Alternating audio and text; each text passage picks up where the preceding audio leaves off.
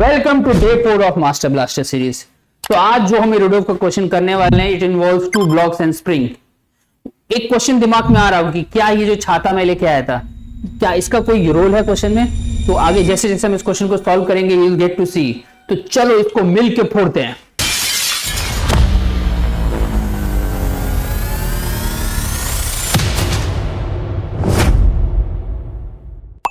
Let's understand this question. There are two blocks, identical blocks of equal masses connected by the spring. Can we have the box, please? अरे भाई I said identical blocks.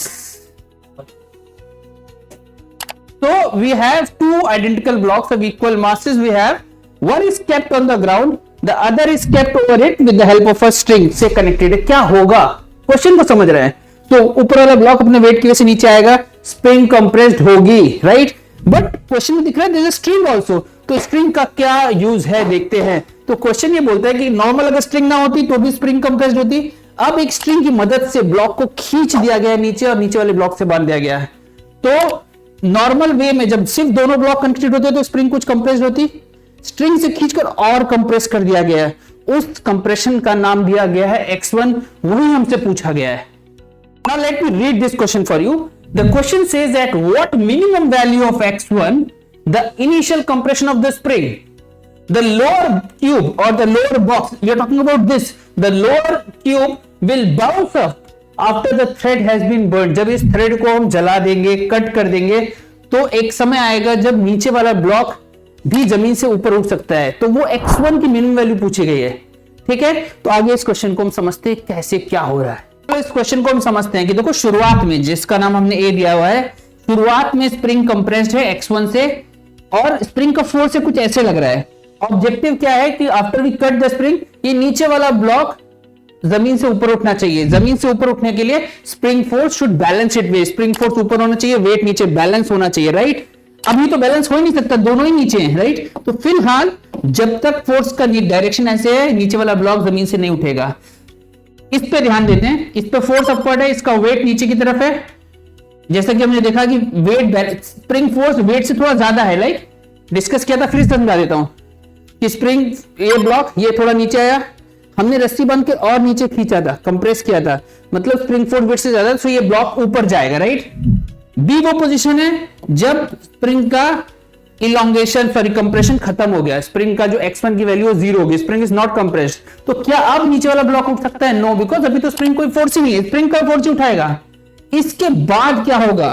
तो कहानी में इसके बाद क्या होगा, वहां पर हमारा क्वेश्चन सॉल्व हो सकता है। तो देखो क्या होगा, जब ये ब्लॉक इसके ऊपर चला जाएगा तो स्प्रिंग इलॉन्गेटेड हो जाएगी।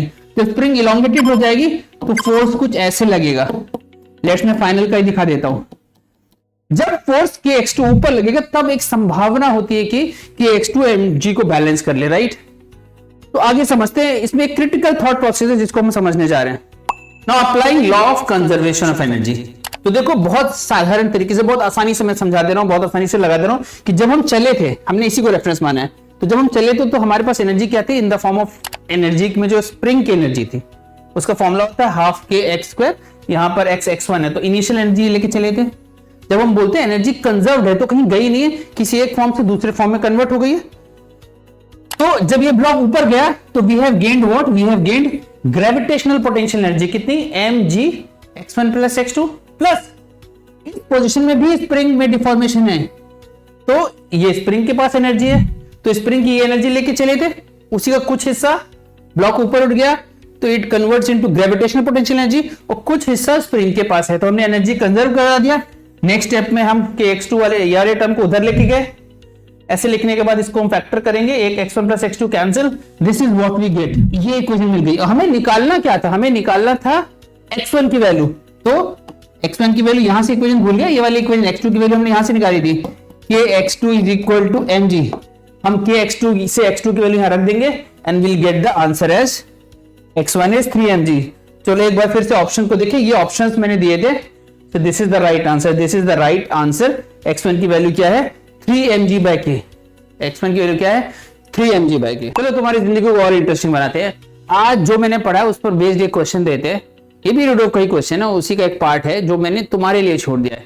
तो ये क्वेश्चन को समझ लेते हैं कि अगर जो हमने x1 की वैल्यू निकाली वो क्या थी 3 mg/k, अगर वो 3 mg/k ना होके 7 mg/k होती, अगर वो 3 mg/k ना होके 7 mg/k होती, तो ब्लॉक जब स्प्रिंग नेचुरल लेंथ एट यहां पे आएगा, तो जिसकी वेलोसिटी मैंने v1 शो की थी वो v1 तुम्हें सॉल्व करना है। अब तुम्हारे मन में ख्याल है कि ये सॉल्व करके मुझे क्या मिलेगा, तो पहले तो राइट ऑप्शन मिलेगा, राइट आंसर मिलेगा, उसके अलावा क्या मिलेगा, उसके अलावा मिलेगा मिस्ट्री बॉक्स। ये देखो, टिल गेट सम प्राइजेस, जो बच्चे भी राइट आंसर कमेंट में देंगे will get this mystery box में जो गिफ्ट है वो मिलेंगे। Question is what is there in this box, that's a mystery. Okay, so with this we end, we come to an end of day 4। इस question, ये interesting question, दिमाग लगा के इसका आंसर दो। जिनके राइट आंसर्स आएंगे will try to cover as many as possible. 2-3 इनाम तो हम देंगे ही देंगे, तो try and give the answer in comment. So with this we come to an end of day 4 of Master Blaster series। Do try the question which I have given as a challenge problem। It helps you think, develop your thinking skills। मजा आएगा सोचने में, and involves simple application of some forces and basically conservation of energy। आराम से एक line में answer हो जाएगा। See you on next Sunday।